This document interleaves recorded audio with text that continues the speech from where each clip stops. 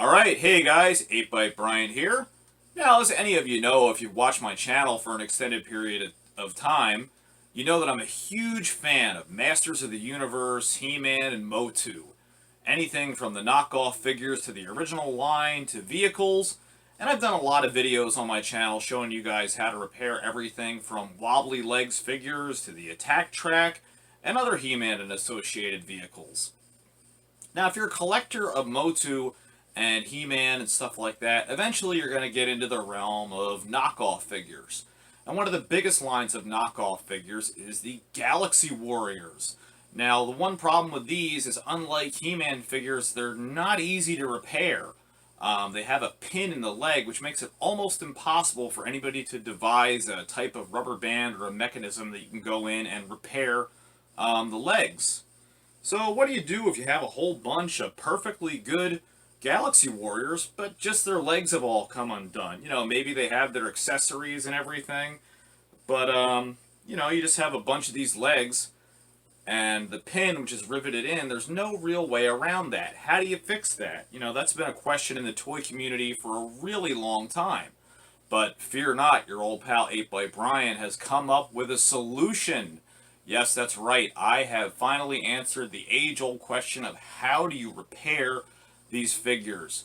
So I'm going to show you guys today how to fix what was once thought impossible to do almost seamless repair of fixing these great KO He-Man figures, the Galaxy Warriors. So I'm going to show you guys how to do it and how you can bring your old figures back to life. So stay tuned and stay with me as I'm going to show you this step-by-step instructional video on how to repair your Galaxy Warriors figures today. Alright, so to complete this repair, we're going to need a large spool of fishing line, your broken Galaxy Warrior figure, an assortment of screwdrivers. Generally, the smaller the better. Flatheads work the best. And a pair of everyday household scissors. That's it. So, first thing we're going to do is we're going to take the Galaxy Warrior, and I've already done it on the one side for the most part, and we're going to take a look at the legs. Now, this is the problem that I was already talking about to begin with, is that the legs have this pin right here. Now, He-Man figures don't have that. That's why it's very easy, whether you're using the bands or a eyelet, you can just screw them in and just repair the legs this way. But as you can see here, you have a bar that stops you from getting that out, and there's no way to unscrew it. It's just a rivet. So there's no way to get that out without actually damaging the leg. So now the first thing that we're going to want to do is you're going to want to take the old rubber, and we're just going to pull it out and just break that off. And there we go. Hopefully all of that comes out clean. If not, that's why we have the little screwdriver to pull that out. All right. And you can just throw that away. And now we're going to take a pretty decent length of fishing line here. Now, I know a lot of you guys are probably thinking, well, why fishing line? Now, the reason why I'm using fishing line for this repair is it's extremely, extremely durable. This, over the lifetime of the figure, will more than likely never break. This is rated up to 60 pounds. So if you're going to go ahead and use a rubber band, which you're probably going to break in the process of just threading the fishing wire through, why not use something that's going to last practically forever? Now, the most difficult part of this is getting this to thread through the little eyelet. So what I do is I take and I crimp the one side over like this, and I leave the other two sides loose like this. Alright, and now I just bend the end piece ever so slightly, and we just push it through like so.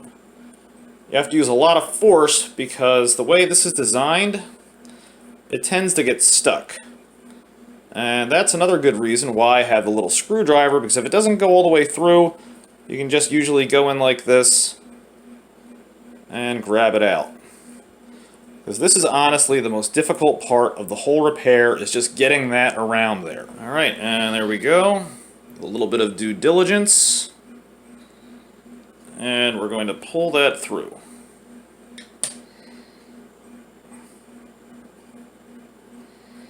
Now you only want to pull it about half the way through. You want to leave the other half still exposed here.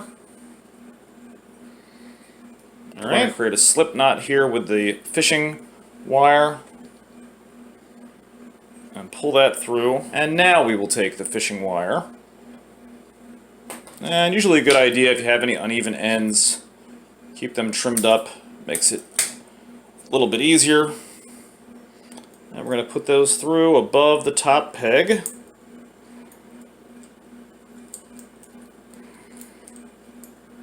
There we are. And we're going to pull the leg into its socket. Like that. And don't worry if it's a little bit loose now, we'll fix that in a few minutes. Now we're going to do the same thing we did with the first leg with this leg. So now we're going to take these two little pieces and we're going to bend a section of the fishing line, doesn't matter which.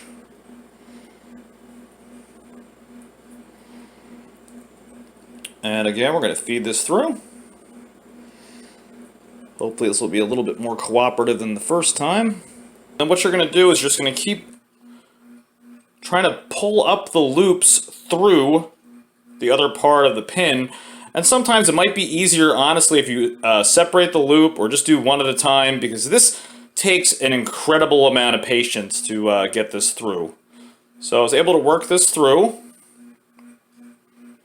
Alright, and then we're just going to pull this nice and tight up to the rest of the body. Put the screwdriver down here. There we go. Now you're not going to want to do this too tightly, see? Reason being is because, okay, good. I've got the legs attached, but the age-old trick is how do you cinch this up securely and tie it up? Here's the trick. We're going to take these same pieces of fishing line that are now attached through both of the legs, and you want to leave a gap because what we're going to do is we're going to run it through the bottom part of the waist. And you're going to run that through here. You're going to run that through here. And so hopefully you guys can see. Sorry, this is just very complicated to hold and film at the same time. But you can see here, or hopefully you can see, it's now coming through the underside of the peg. See, it makes a loop, it's going around the peg. So now we're going to situate the first leg in here first. Alright, and now you're just going to want to pull this all nice and tight. Pull that nice and tight as you can possibly get it. And his legs are nice and secure, right? And this has always been the trick, why no one's been able to ever figure out how to repair these. So what do you do now, you say, right? That's why we left this untied. We're going to take a couple double overhand knots, and once you feel you have this as secure as you can possibly get it, believe me, the tighter the better. Hold that in place, and we're going to go around the first leg. Alright? And you're just going to do a couple of overhand knots. You want to make sure that stays nice and snug. And around the back, see, around the thigh, you're going to pull it nice and tight. And the knot will go in underneath of the groin area. And now we're going to do that again. Although you don't have to go around the leg every time. Now you can just, you got the initial knot in where it needs to be.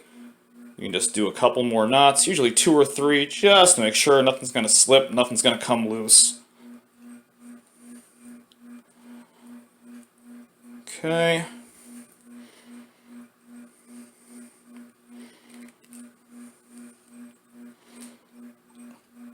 There we are. And as you can see now, his legs are very nice and firm. They're not moving around at all. And once you feel you have enough knots that you feel it's not going to move, if you want, you can always do a fourth.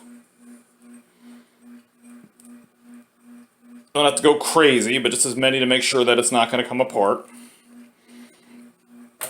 Now you're thinking, hey, well, that's all fine and well, but look at this ridiculous mess of fishing wire hanging out. No problem, I say. We're just going to snip the ends.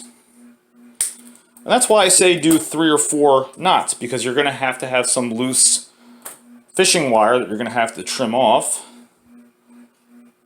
Okay. And then I know what you're thinking. You're saying, well, that's great, but I can still see that. No problem. We're just going to take that same little flathead screwdriver. We're going to tuck that in there.